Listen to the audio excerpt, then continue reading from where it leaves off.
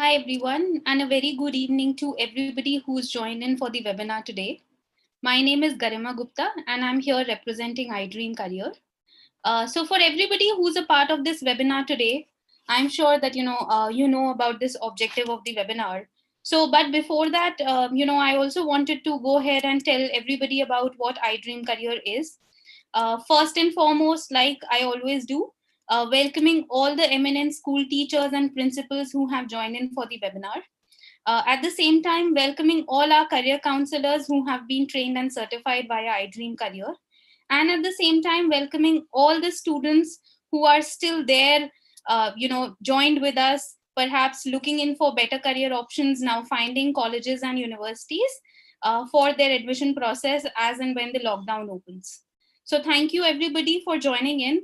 And we hope that this webinar will be extremely fruitful for you to understand about different admissions and programs that take place at the Flame University. All right, so on that note, let me first go ahead and tell you a little about iDream Career, which is IDC. So iDream Career has been there in since almost 10 years now in its inception. We work with a lot of agencies, international agencies like CSF, UNDP, UNICEF, etc. We work with a lot of state governments as well, wherein all state governments have appointed iDream Career as the technical support partner, where they use the iDream Career platform, and all the government school students are then career counseled using the benefits of this platform. At the same time, we also work with a number of private schools, to name a few, the top-notch ones: the Sri Ram School, Kunskap School, Sindhya School, and many others. At the same time, we also work with a number of NGOs and our CSR initiatives, to name a few: the Hero FinCorp, Shiv Nadar Foundation, DS Group, Bharti Foundation, etc. Also, we run our own certification and training program in career counseling, where aspiring individuals can go ahead and get trained to become career counselors. We work with our own students as well, who would want to go ahead and attain career counseling services for themselves individually. Okay, so right before we jump into the webinar, let me introduce you to the eminent speakers that we have with us today. So we would have four of them. We have Miss Anju Deoskar, who's the Assistant Director, Outreach and Admissions at the university. We also have Miss Anju Jairaj, who looks after the digital outreach of the university.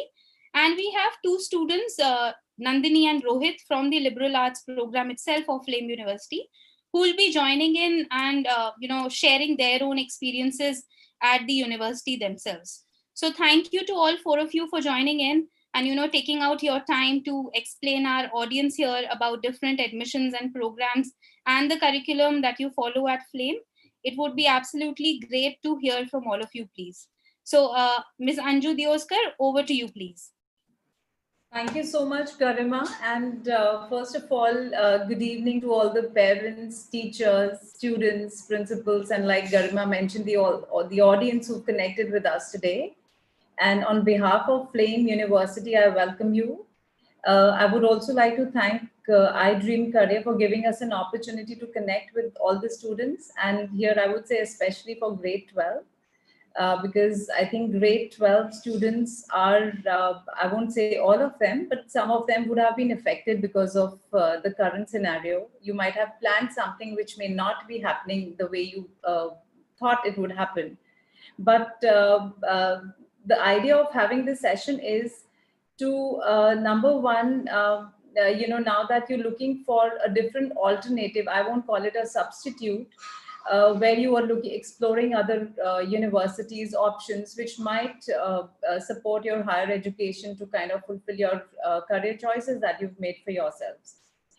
So here, it's very important, according to me, that the parents, students who are connected with us, for them to kind of get tuned into something what the Flame University or the liberal arts education offer, and for which I would like you to just watch a very short film, which will give you a little insight of what exactly we're going to talk about, so that we make more meaning of the rest of our interaction today. So we'll just go ahead and play a little video for you.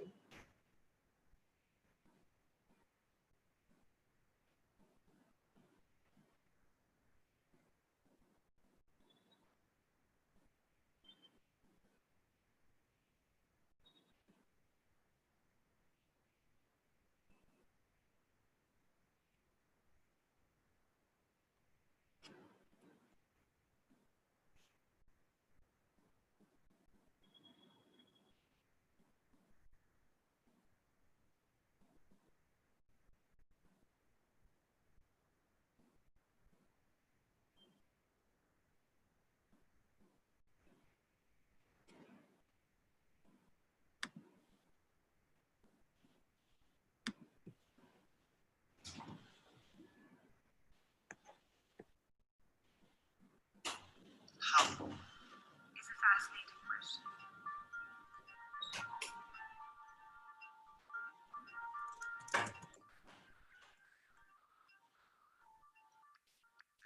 Things in this universe and can be understood using the tools and techniques of a single discipline. Things are truly interdisciplinary.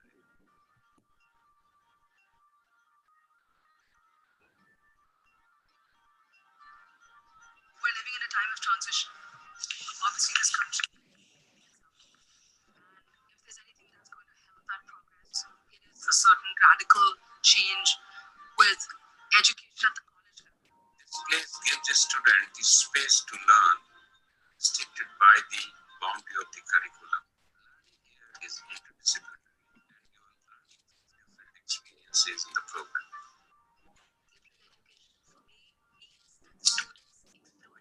Possibilities where you begin to meander through the different courses. So whether it's the humanities, whether it's the social sciences, whether it's the performing arts, or any other physical natural sciences, the objective is to enable students to explore different disciplines. It is the freedom to choose whatever you like at your own leisure and to make mistakes. I can choose from history or biology, and I can do accounts in that. Currently, I'm studying international relations and filmmaking, but I've also taken subjects like visual art and history of rock. You are expected to juggle disparate ideas in your mind and look for intersections between them. You want them to look for commonality in these different disciplines that are superficially different. Say cultural anthropology and psychology. I do have a bachelor's background and decided to explore something which I've never done.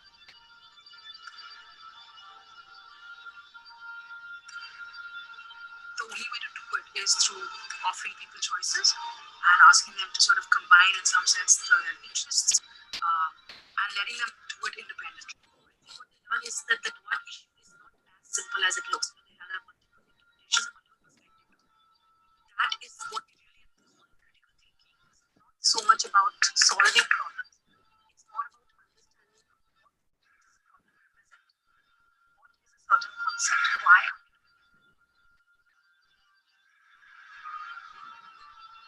The idea is to create something original, that your efforts contribute to the field of your original thought, change the way in which the field thinks.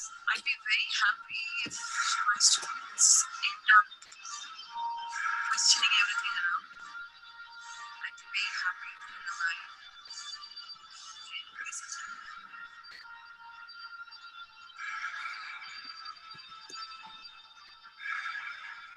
Curiosity which a younger person has is much greater. So when you start allowing them freedom to question, then you're going to open up a totally.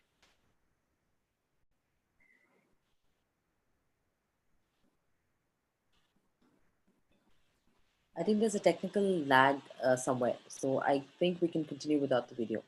No worries. Sure. Thank you. Yeah? So, Ms. Deoskar, are you there? Yes. Yes. Yeah, we're really sorry for this, the lagging video that we saw, but then I'm sure we'll be able to share you a link where you can probably watch when you have a better connectivity. Now, the basic reason, like I said, we agreed to have this session with iDream Career is for making everyone aware of what really liberal arts education is and why it does what it does. So we want young people to make their decision of studying at Flame only if their thinking aligns with the Flame philosophy, because I think it's only then you can get the best out of what we offer. It's also kind of telling you what our playing field is and are you ready for that game.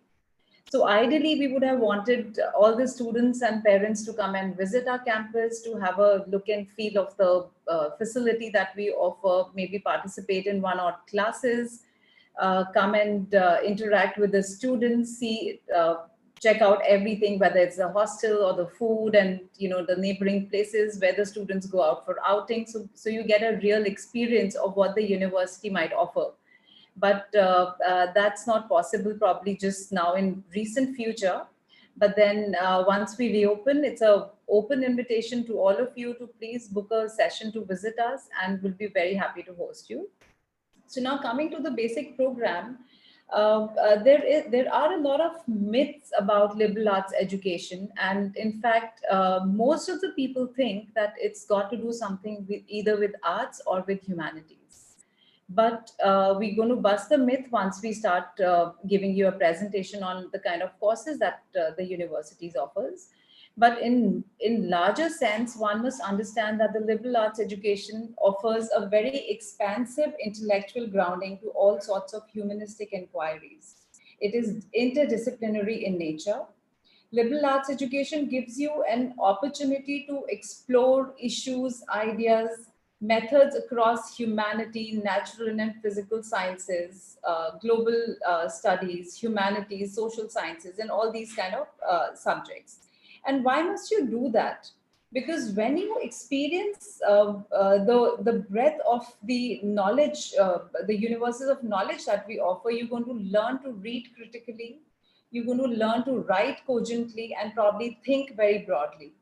And these skills will further, I believe very strongly, that will elevate the students' conversations in the classroom and probably strengthen your social and cultural analysis. It's going to further, I think, cultivate with some necessary tools that will allow you to navigate some of the critical problems in the world. And here I always, a very basic question comes to my mind, that why do people go for higher education? Is it just to get a job? Yes, that's absolutely one of the important aspects. We must make a livelihood. But what about the responsibility as a citizen of your city, of your country, of the whole world?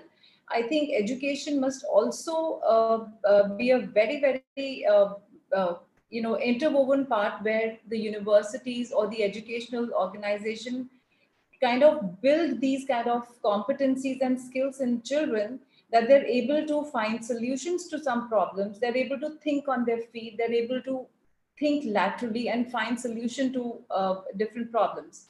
And that happens only once you have a very multi-dimensional sort of a thinking. So if you come to think of it, the conventional education, when I say conventional, it's just like, you go and join in your bachelor's of arts or commerce or science, and you pick, certain number of subjects. And our generation, we all did that, believe me. So you just, got your education, you landed up doing a job, and you continue to be in the same job for a very, very long time. And we had to build in some competencies and skills while we came onto the job, right? And this happened because our education, I think, was where it kind of stimulated and developed only one side of our brain, depending on what subjects we chose to study. Now, liberal arts education focuses on developing both the right and the left side of the brain. And this, I think, is very important for all of us to understand, that this is going to be a very, very important element in education, that we must all, as educational institute, develop these, because this is it's not fast changing world anymore. It's a new world, actually. And if you see in the last few decades, we've seen people who went to conventional education have had to, like I said, develop a lot of competencies and skills at work. They had to reskill themselves in order to survive. They needed a lot of industry training. Industries spent a lot of money on the freshers before they even could probably start with a job. And that is the time, I think, the world realized that there was a gap between the academia and the employment.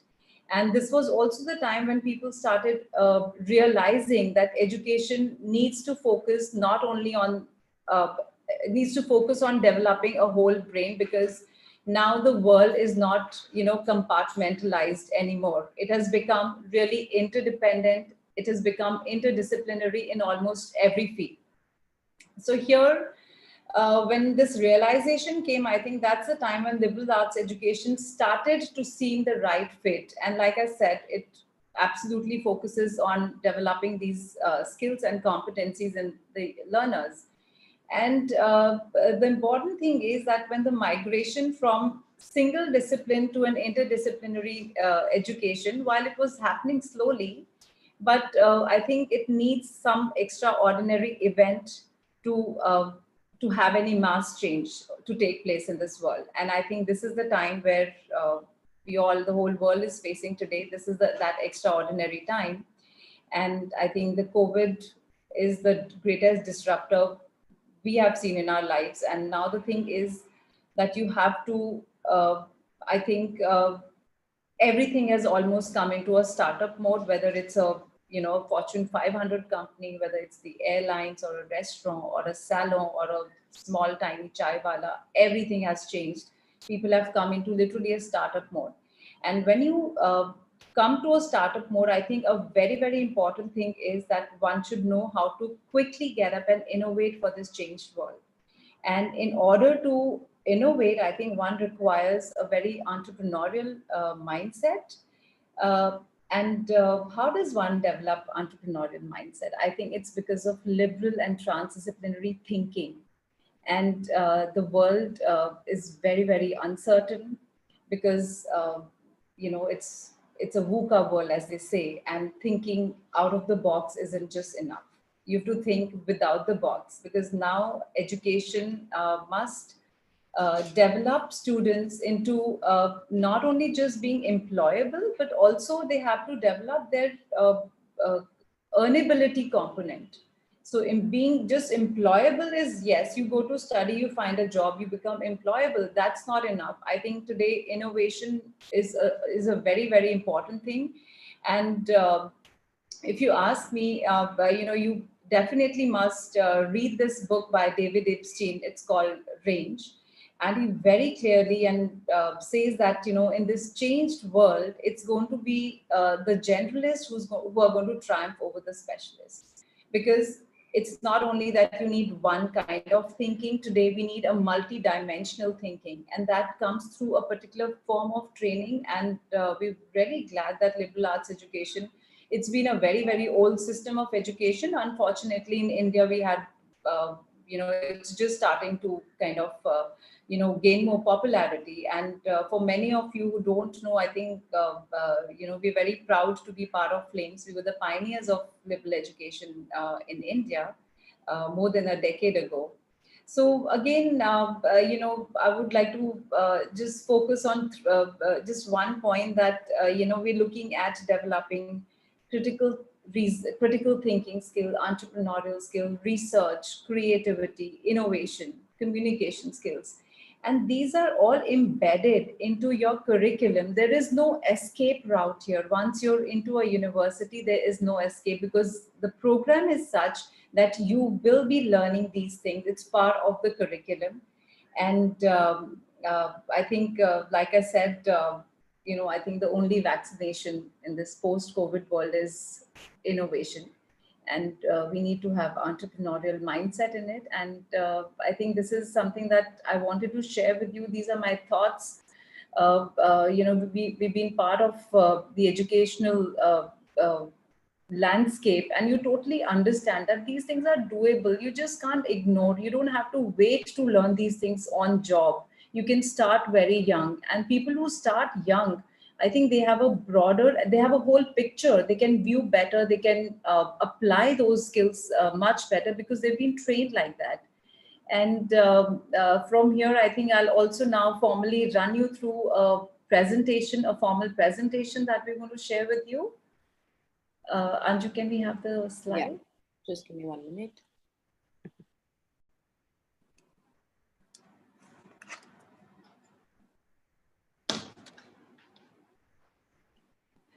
Can you see my screen? Yes. I think everyone can see this, right? Yeah. Yeah.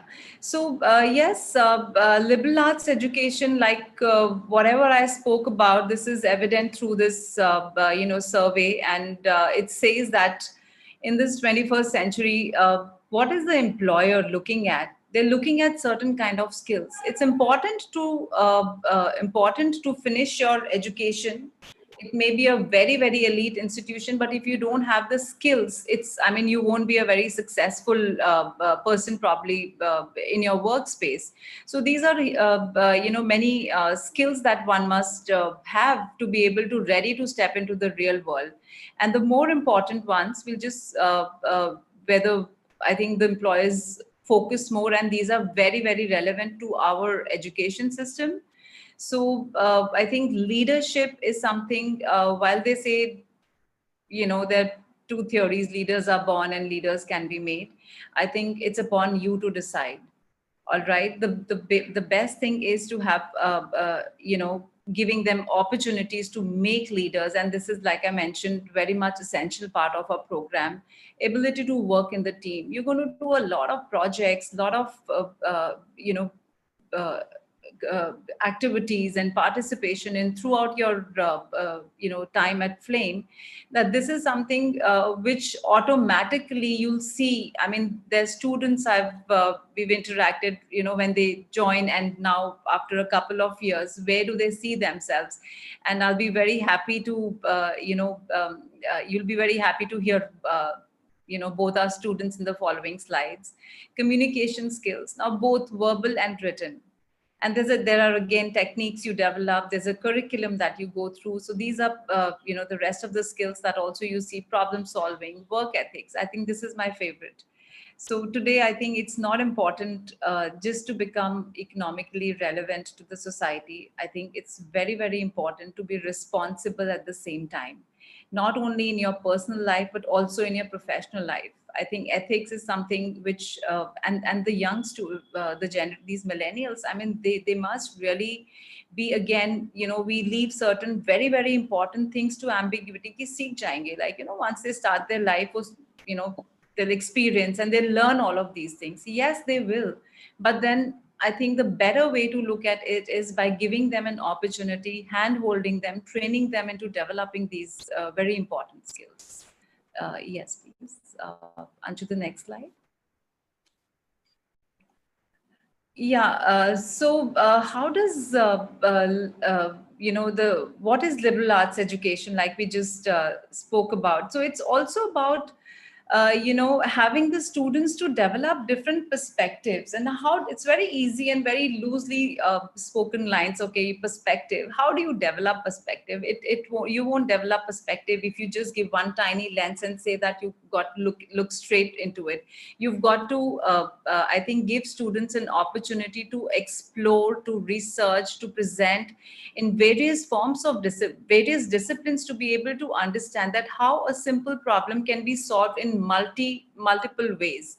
There can't be just one solution to a problem. So students develop. So this is where a lot of peer learning happens. I might be looking at to find a solution to a challenge that has been thrown at students in one particular way, but my group member has a different perspective. So that's a lot of peer learning, and this is taught in so much more fun manner.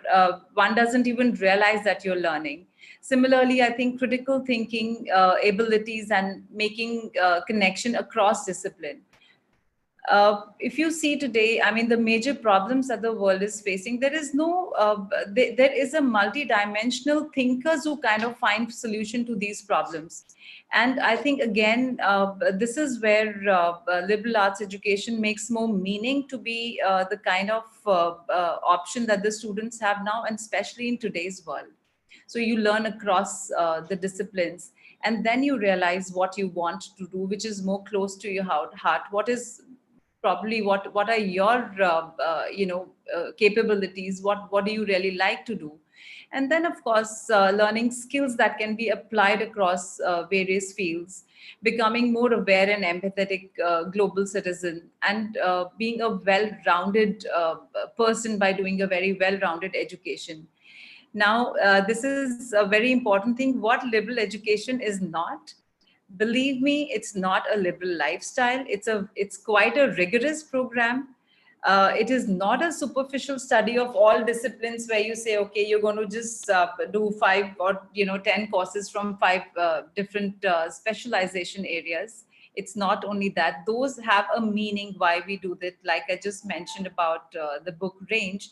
So you've got to understand before you probably dwell deeper into any subject choice that you finally take. It's important for you to know across the specializations that are offered what is close to your heart. Yeah, Anju, the next one, please. Now, Anju, can I have you to please talk about this?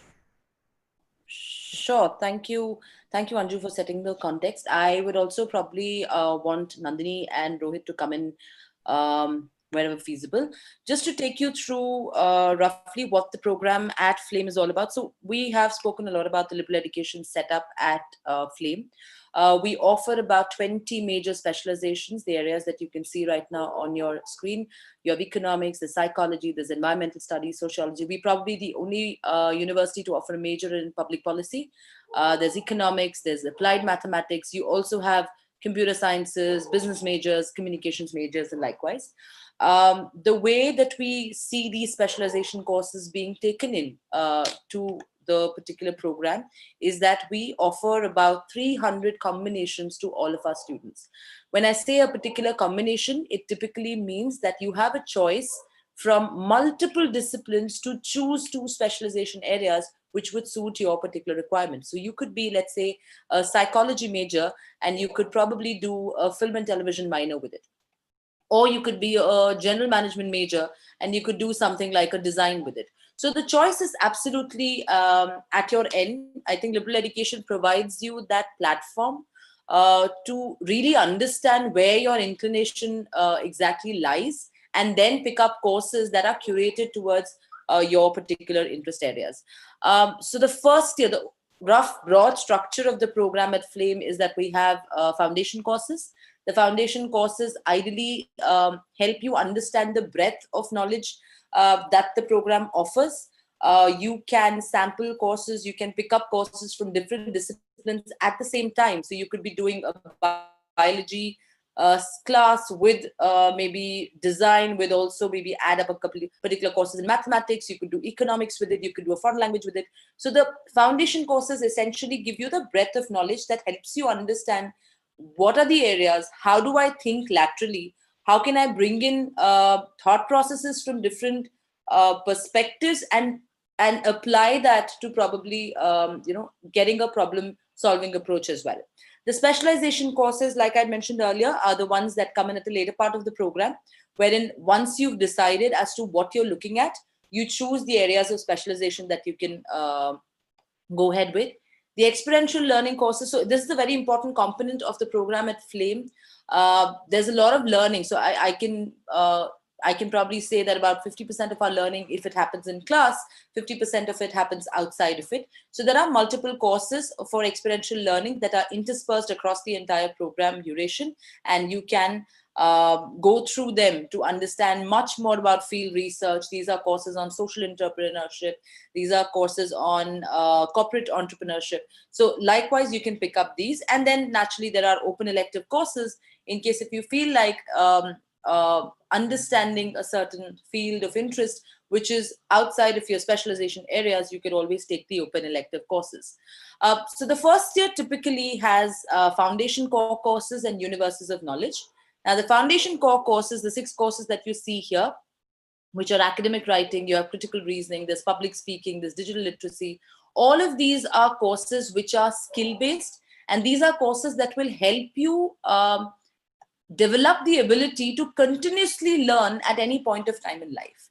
So therefore, these are mandatory programs that are there. Apart from this, you have 5 broad universes of knowledge where we've taken about 75 to 100 courses and put them into 5 buckets of physical and natural sciences, fine and performing arts, global studies, social sciences, and humanities. And you'd be required to pick up a minimum of 2 courses from each of these 5 universes of knowledge.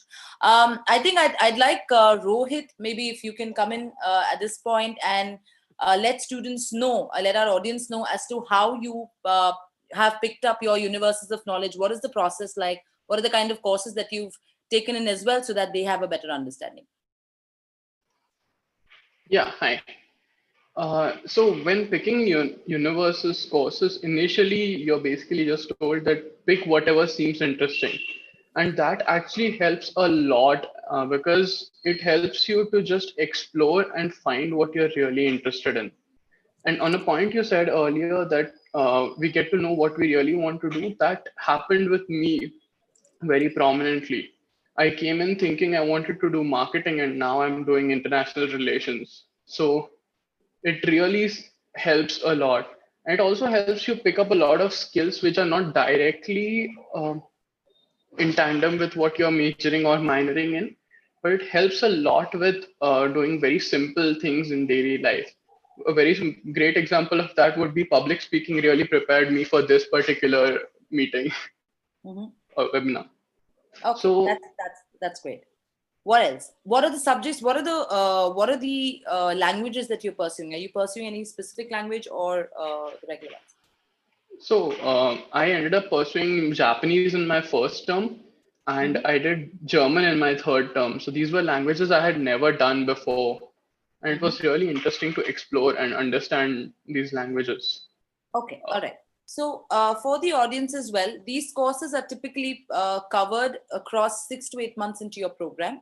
So, if you're starting, let's say in July end, then by January is when you complete these 10 courses. So, if you look at the section here, these particular 10 courses and these 6 courses are run through about the first 3 terms of the program, by the end of which you do understand where your inclination lies. So like Rohit mentioned, he wanted to do something else, but now he's probably pursuing international relations. So by that end of your first year, you do realize where your inclination actually lies, and then you move on to picking up your specialization courses from the particular options that are available. There is also a major minor fair that we conduct on campus, wherein our HODs help students understand what does each major consist of, what are the career opportunities. If you want to do a lit and cultural studies major, what are the kind of academic options or professional options that you can look at after your graduation as well.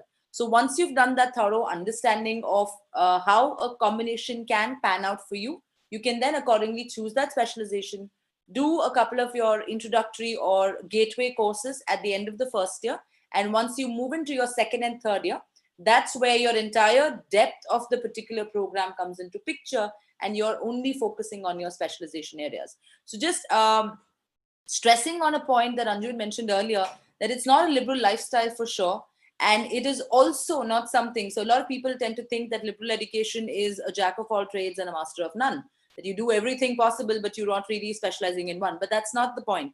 The entire idea is how can you develop uh, many more thought processes, many more perspectives by going ahead and sampling courses from different disciplines and applying those learnings onto a specialization area that you actually pick up. So that's the first year that you have. I'd also mention that, so barring your academic courses, you do have experiential learning courses that come into picture as well. We have 3 programs that we run for our students.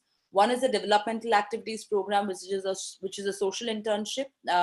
Students do get to go ahead and do a month-long internship. So Rohit would be doing undergoing his developmental activities project internship right now. We do have a Discover India program, which is our flagship social internship or other cultural internship, wherein we group students into 10 to 12 students each, and each of the groups undertake a field research project. I'd like Nandini to come in here, and probably, since Nandini is in a third year right now, Nandini, could you just help our audience understand what the structure of the DIP is like, and what have been your takeaways when you did your project with your group as well? Yeah, hi. So I just went through DIP this year, and we went on field just recently, which is in Feb. So the entire idea behind DIP is to give you a chance to, one, get to know your own country better, and two, to basically know the entire process of how research works in the academic world. So when you're just studying at some place, the extent of research that you might engage with is only secondary level data. So you're going to go through sources or works of someone who has done primary research, and you're going to use that to maybe get a better sense of what you are trying to do. But DIP gives you a chance to basically gather primary data, which means that you get to go on on field to the place and the space or setting that you're trying to study. You get to talk to the people or observe the particular event that you are writing your research on, and collaborate all that information with similar researches done by other scholars, and also get a chance to speak with these scholars and understand how academic research works, because definitely these people are more experienced than you. So, and then at the end of this, you come out with a very professional research paper, which is of usually a publishable quality, combined with a documentary and a presentation, which basically ties in all the objectives of this program. So you basically become a more aware citizen of your own country, and you end up researching topics on which there is really very limited amount of information available. It's just things which are flagship as like interesting, but you don't really know much about it, about its history, or maybe how it actually works, and you get a chance to bring something new out which is completely your own work. So it's a sense of both achievement and learning, which is a very blissful process, I would say.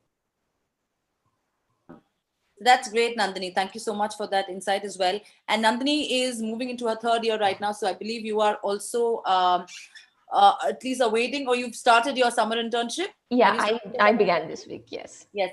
So for the audience, just to outline, we do provide a summer internship, which is mandatory for all of our students at the end of the second year. So if you look at the timelines as well, the DAP, which is a social internship, happens at the end of your first year during the summer break, which is a 1-month NGO internship that you have.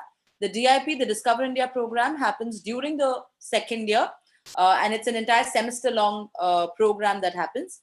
And the summer internship program happens at the end of the second year during the summer break as well, for a duration of about 8 weeks odd, wherein you get to work with a corporate.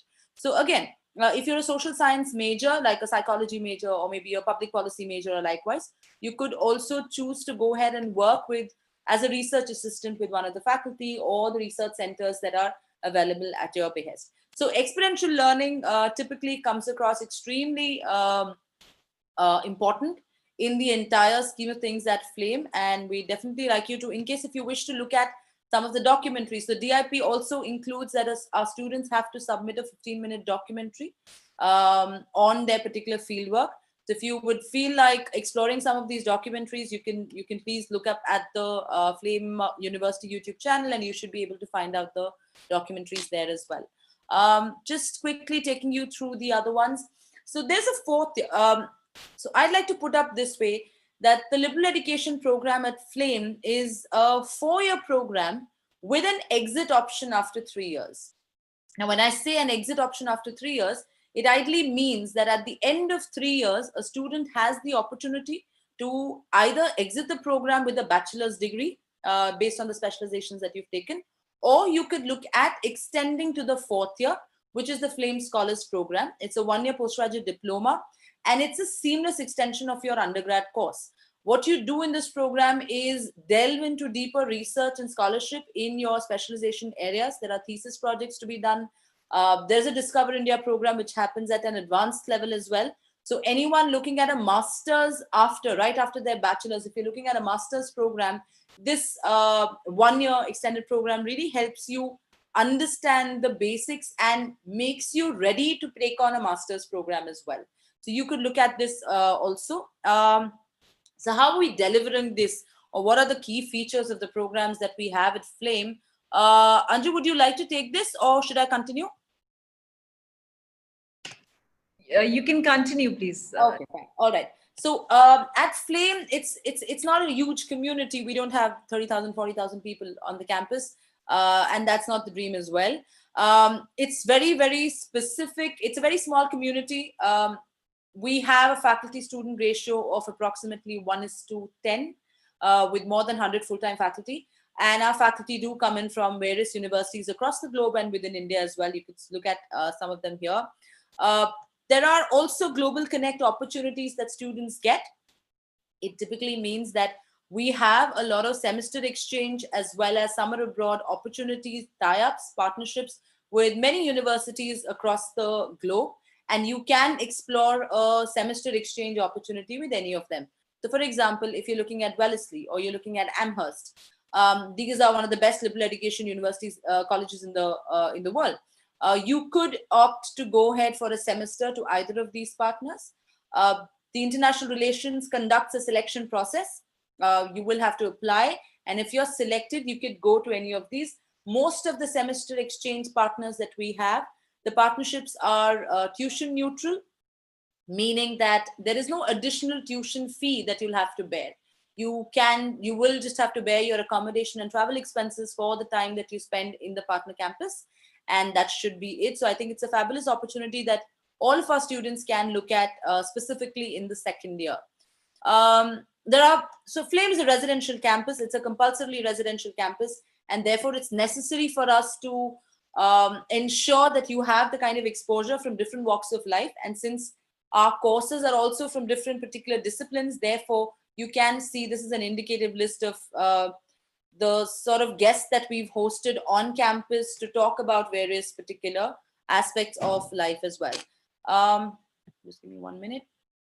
Okay, as far as academic support is concerned, at Flame, every student who joins in the first year for the undergrad program is assigned a faculty mentor and a peer mentor. What do these faculty mentors or peer mentors do? They handhold you across the entire course. Nandini, would you like to talk about this a little bit? Your mentoring program, and the academic advising program? Yeah. So I was a peer mentor in the second year, and I was given a peer mentor when I entered college. I think peer mentorship is something that ensures that when you transition from your place of home to college, you don't face the problems that people usually do when they move to a hostel life. Because as everyone might be aware, Flame is a fully residential college. So even Pune students end up staying on campus. So it's everybody who is going through a massive, massive change in their life. And it is these peer mentors who basically help you understand how the Flame community works, and also like help you find a place in the community. For me personally, when I got a peer mentor, I kept talking to her for like 2 weeks straight in the beginning. And I think that was one of the main reasons why I was able to like deal with things which are very natural when you shift to a hostel, which is like missing your home or adjusting to a very different kind of lifestyle. So I think the peer mentoring program not only helps you emotionally and adjusting perspective, but it also helps you to understand how the university's mechanism works. So all the facilities, all the systems in place, it is these peer mentors who are your first point of contact, who help you understand the workings of the university. When it comes to academic advisors, so these are assigned to us in the second year, and these are from our area of major. So these are full-time professors on campus, and they teach the subject, which is basically a major. So these people basically help you understand your standing in the course. They are there to guide you. So any kind of queries or doubts when you have in terms of what direction you are going in with the subject that you've decided to specialize in, these are the right people to go and speak to. And they also give you an opportunity to take up research work and understand and explore future career possibilities. And especially during the SIP times, they are really helpful in understanding what we can use, how we can think of aligning our learnings with the kind of opportunities that we are looking for in SIP. So that's about the academic advisors. And when it comes to faculty mentors are assigned to us in our first year, who are basically professors at the university who help you understand the academic and the non-academic perspectives of the college. And it's a very open door policy at Flame. So it's not that if you are assigned, say, a professor A as your faculty mentor, that doesn't mean that you can't go to another professor and talk about things which is something that you might want to share with them, or like a conversation which is pertaining to their subject. So faculty mentoring and academic advising is a really successful structure and a very helpful one, especially because of the open door policy at Flame, which I think has been the most helpful thing for me so far. That's amazing. I would also probably want to, since you have gone through quite some time at Flame as well, to talk about what are the co-curricular opportunities. We have the Flame Investment Lab, we have the Flame Entrepreneurship Lab. These are avenues where students can look at exploring certain skill sets. And again, Nandini, I'd like to pester you to just talk about the co-curricular activities as well. Okay, so one thing which is really fascinating about FLABE is that you have your academic rigor, definitely because it's a university, but it's not just that. So you end up balancing your life with co-curricular activities, and there's a plethora of options on campus that you can choose from. So right from sports to cultural events, there is a ton of things that happen on campus, things like TEDx, things like sports meets, things like our annual fest, which is Kurukshetra. These things basically give you various platforms on which you can either showcase your skills or you can participate in things that you've been wishing to but maybe never got a chance to or an opportunity to. And when it comes to Flame Investment Lab and Flame Entrepreneurship Labs, so these are basically two places where you can go and learn skills which would be useful throughout your life. So you get a real chance to speak with experts in these fields, work with experts in these fields, and learn directly from them, and also get a chance to build a kind of model where you can work with. There are product showcases that happen. There are competitions that happen within these labs, which basically give you a chance to have a hands-on practical understanding of such important and lifelong useful skills. So I think the co-curricular opportunities give you a chance to explore your passions, your interests, your strengths, and also a chance to basically learn things out of it, which you can use lifelong. So yeah, That's great. So okay, that's good enough for co-curriculars. I'm gonna try and bring in Rohit here once.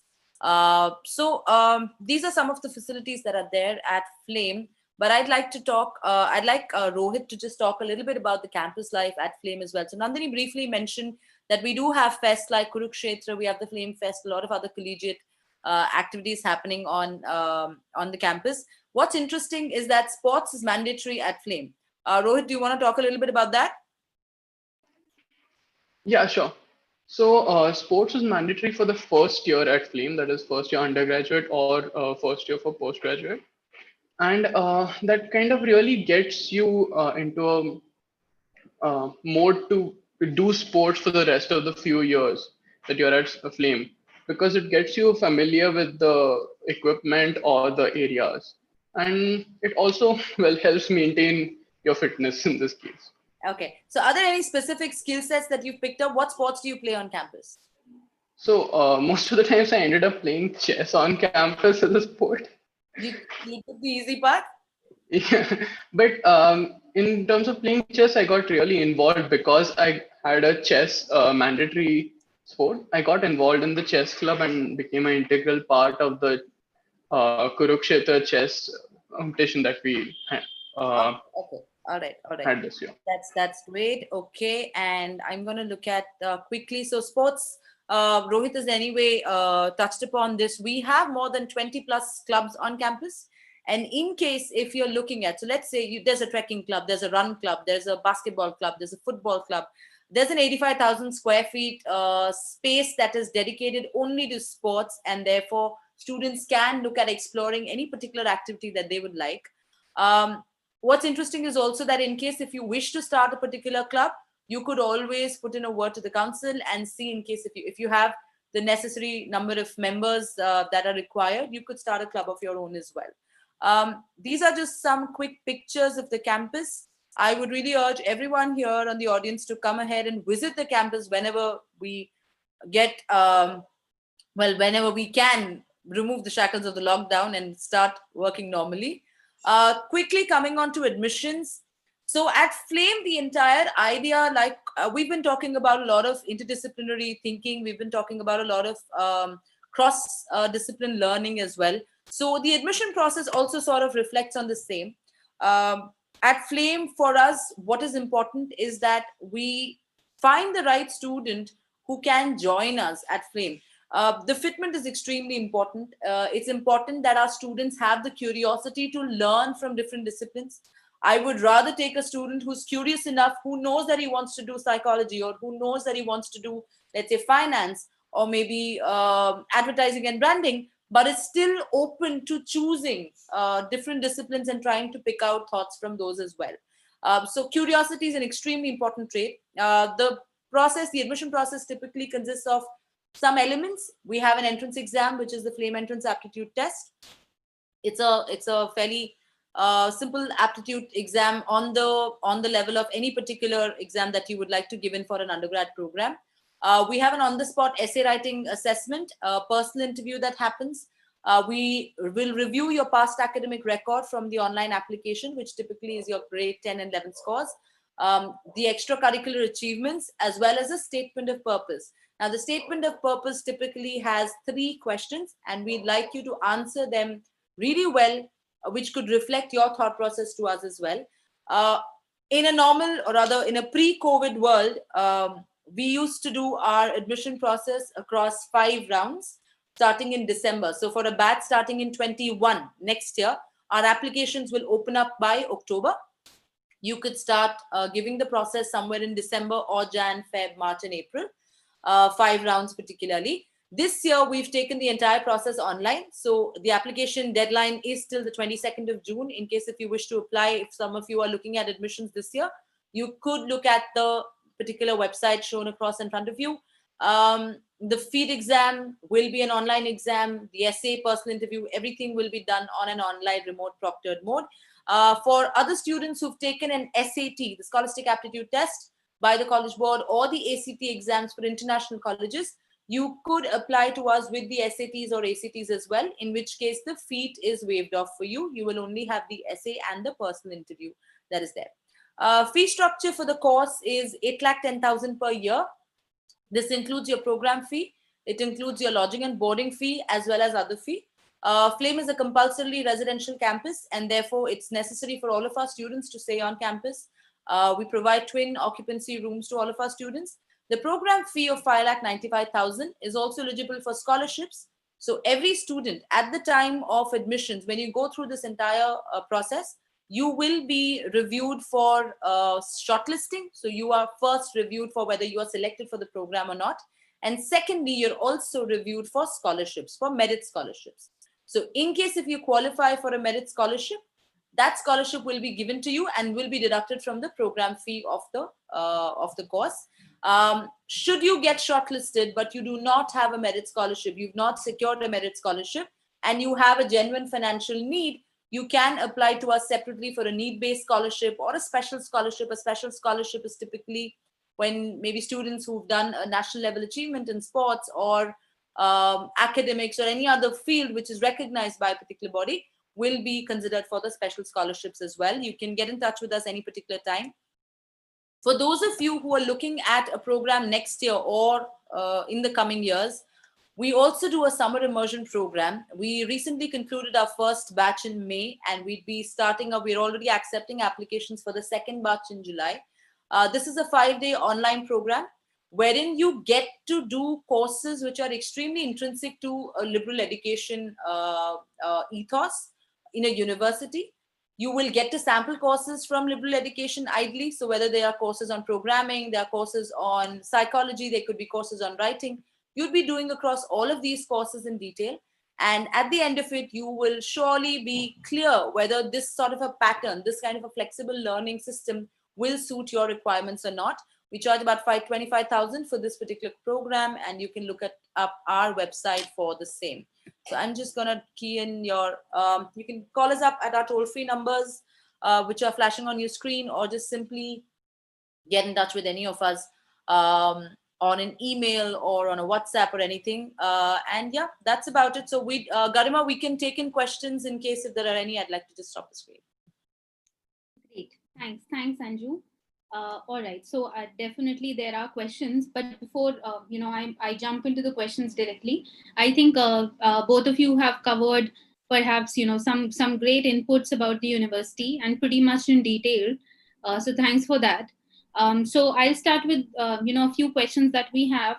So first and foremost is that so we have a few counselors and we have our own team members and a few students attending the webinar. So to start with, could you please let us know that what kind of accreditations or affiliations does Flame have, and is it deemed to be university, and the status as of now? Okay, I'll take that.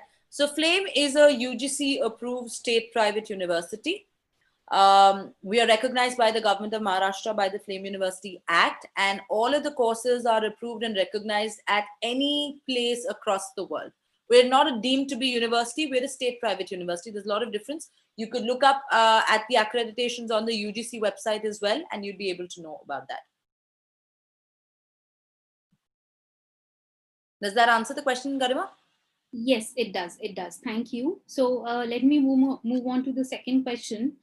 Antara, one of our counselors, says that do you think students from the IB board do better at liberal arts education? Yes. So, yeah, I mean, we're talking about liberal arts education majorly as an interdisciplinary approach. And let me tell you that, the transition, especially for the students who are doing IB and coming to a format like this, it's actually seamless, because students in IB are so much more trained to do their research. They research, they apply, they've learned to develop their perspectives. Subjects like TOK and CAS, which is pretty much integral for the diploma program. It's very beautifully woven into a system like this, and in fact, this is a right kind of, if and especially for the IB students who are looking at exploring the subjects that we offer, it's absolutely kind of a seamless shift. Thank you. Yeah. Okay. Okay. Thank you. Moving on to the next question. So we again have one of our counselors, Ms. Preeta. So while you were showing the majors, minors, and other fundamental slide, she says there were a few areas which were empty. What does that mean? Are those combinations not allowed to be taken up? Yes. So what happens is, what a combination typically means is that there is no clash of schedules. So when I say a psychology is offered with economics or a psychology is offered with something else, it typically means that there is no clash of schedules between these two subjects. So the slide which I had shown across and the blanks that you see on those slides ideally mean that as on date, that's not a combination that is available for students. And yes, I would just add here that this is available on the website. You could actually, at your own convenient time, just explore the option. You'll also find the description of the subjects, what exactly they're all about, because you may find the names a little different than what you've studied in school before. So please explore the website in terms of, the subject specializations that we offer and all the majors and minors as well. Okay, all right, fine. So moving on to the next question, we have Mr. Shabir, who would want to know, do you have any other campuses apart from Pune, or are you looking in for opening a new campus at any other location? No, I think Flame is a very unique campus, and once you come and have a look at the campus, I think I'm just being my loyalty to the organization apart, but then it's difficult to make a campus like this anywhere else. So we absolutely going to be just one campus, and we have no plans absolutely to replicate or have a chain or a branch. Never. It's just going to be one Flame. Okay, thank you. All right, so coming to the next question.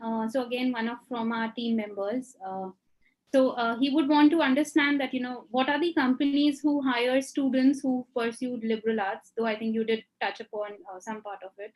Also, do you guys really struggle in, getting corporates at your campus, perhaps to get these companies recruiting the students? And do you think that perhaps, it takes a lot of effort to educate these corporates about the benefits of a liberal art programs, because it is relatively new?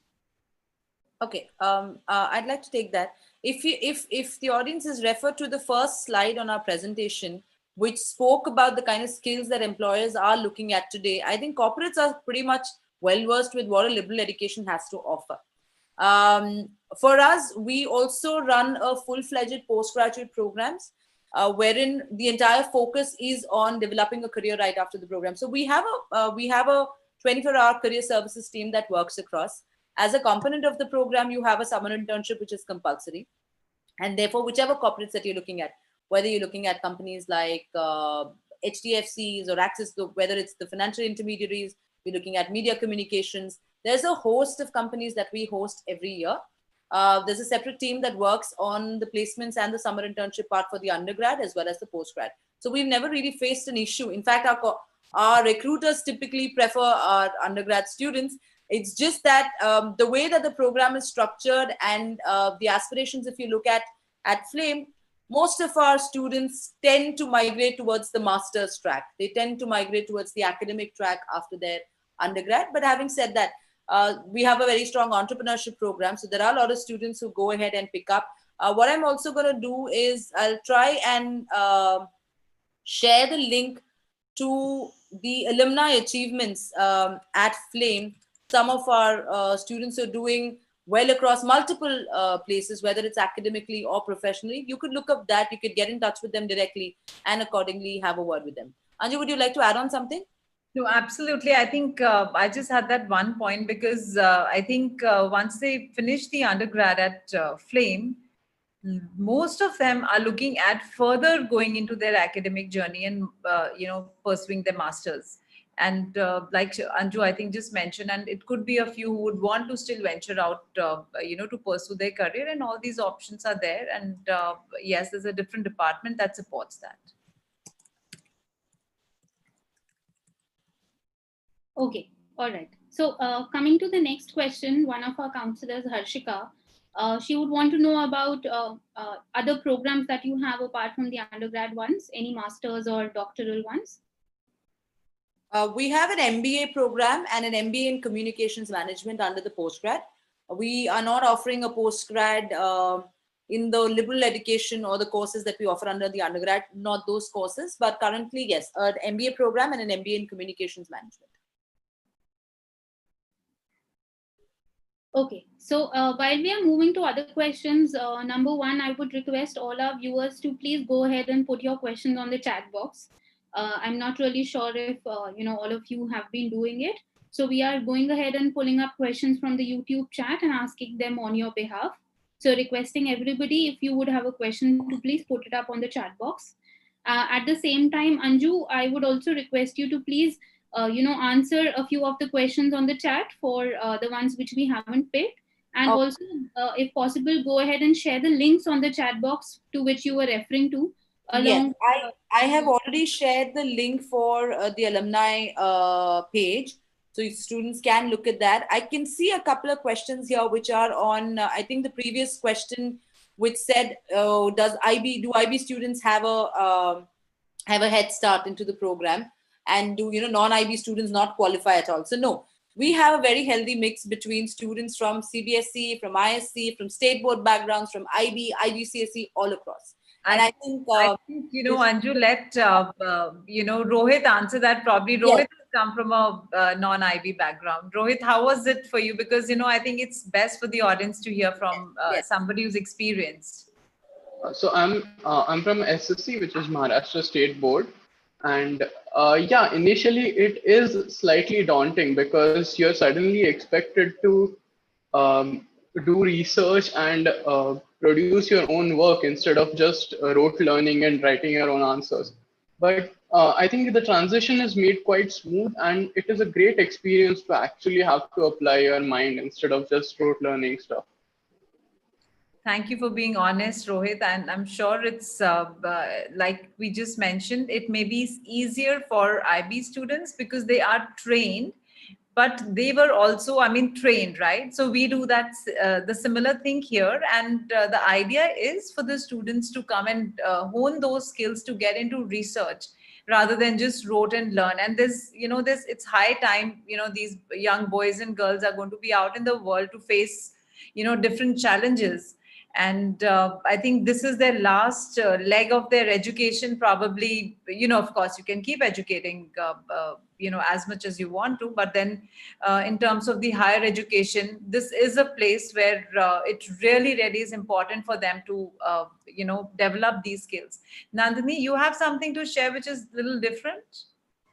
Yeah, so even I'm not an IB student. I come from a CBSE background, which is again the same process of rote memorization and really doing no work of your own. I mean, even the projects were literally just copied off of Wikipedia, so there's genuinely no creativity there.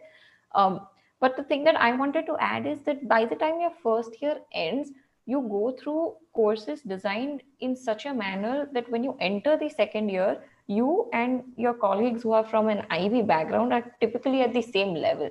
So it really doesn't make much of a difference second year onwards when you actually dive into your specialization. So I think that is an important part, right from courses like academic writing to the way the first year courses are designed to like give you a combination and possibly a taste of how it would look like second year onwards is the way to like put us all at the same level by the time we start specializing. Thank you so much. Thank you, Nani. All right. So just two more questions, before we go ahead and wrap up. So first and foremost, the first question is that how do you cater to the needs of students from backward or, perhaps an EWS or an economically weaker socioeconomic background kind of a student? Do you have any scholarships and, other things like those? Okay, so scholarships are generic to everyone. It's not the scholarship program at Flame is not a need-based scholarship program, which means that irrespective of what backgrounds you come from, if you are a deserving candidate, you will get the scholarship that is equitable to the kind of performance that you've given. We don't have any quotas at Flame. There's no management quota. There's no XYZ quota. Nothing of that sort. Fine. Everything that happens at Flame, every selection that happens at Flame is purely on merit. So whether the student is from an economically weaker section of the society or from an affluent class, if the student is good and if he's performed extremely well across all the parameters of our admission criteria, he will be able to secure a handsome scholarship for himself. Mind you, the scholarship is given for a year, for a particular year, and the students have to consistently perform. So it's not that, I can get a scholarship today and I say, okay, fine, let me hang my boots and not study at all. That can't happen. You need to work for your scholarship on a yearly basis. So at the end of the first year, if you do not meet the requirements for a scholarship, it will be rescinded and it goes to someone else who is much more deserving.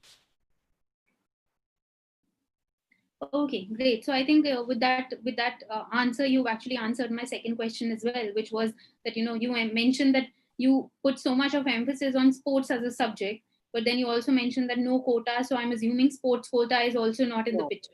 No. We don't have that. I also, Garima, before I. Yes. Who are great achievers in some national level sports and something, they also do have the certain amount of scholarships, right? Yeah, you can apply for a special scholarship and accordingly we will review. There's just one other question, Garima, that I saw in the chat box as well, and I'd like to address so that everyone gets to know. There's a question on what is the difference between a BA honors and a regular major minor subject combination. An honors program is essentially a very focused study of that particular area. So just as a difference, every student, you can pick up a major specialization and a minor specialization. But if you choose to do an economics honors, or if you choose to do a computer science honors, you do not have the option to do a minor specialization area. You could only do economics and that's about it. Or you could only do computer science and that's about it. You can still take up certain other courses as open electives, but as a structure of the program, it's a very, very focused, very in-depth program, and therefore requires that kind of concentration as well. So if you're looking at an honors degree, it will be only in that particular specialization. There is no other specialization that you can club up with it. All right, fine, great. Okay. So I think, Anju, that brings us to the end of this webinar. And, all four of you, in fact, have kind of covered the 360-degree view of the university. And it's great to actually have Nandini and Rohit as well. Seeing both of them actually made me reach to my own graduation times too, where, they've been sharing their experiences. So thank you to all four of you. All of you have kind of given a great detailed description of the university and actually the life staying there. So on that note, Anju, Garima, people who come to visit the campus is something which, that would have been, 360 of the 360 view probably you got to, experience. So we definitely have extend an open invitation to all who would want to come and visit us in future. Thank you so much, Garima. Thank you. And Anju, I would request if you could please, maybe send in your links once again on the YouTube chat box, Yes, I'll do that. I'll do that for sure. along with perhaps your details, your direct email ID, so that if anybody would want to reach out, they can either reach out to you or to Miss Deoskar. Sure. I've already put up on the chat box. So in case if they wish to go ahead with contacting us, they could do that. Sure, great. All right. So on that note, before we end this webinar, for all the viewers who are viewing us, please make sure that all of you are tuned into other webinars that we do. The next one is planned for this Saturday, which is day after tomorrow. Just like Flame University speaking about their admissions and their programs processes, we have the Mahindra Central Ecole University as well planned for this Saturday on the 12 o'clock noon time. Who would be speaking about their own admissions and programs. It's an upcoming university, and they would, give a more detailed insight about how to get an admission into their university as well. So thank you, everybody. Thank you once again for joining in, and have a great evening. Bye-bye. Thank you so much. And everyone stay safe. Thank you. Thank you.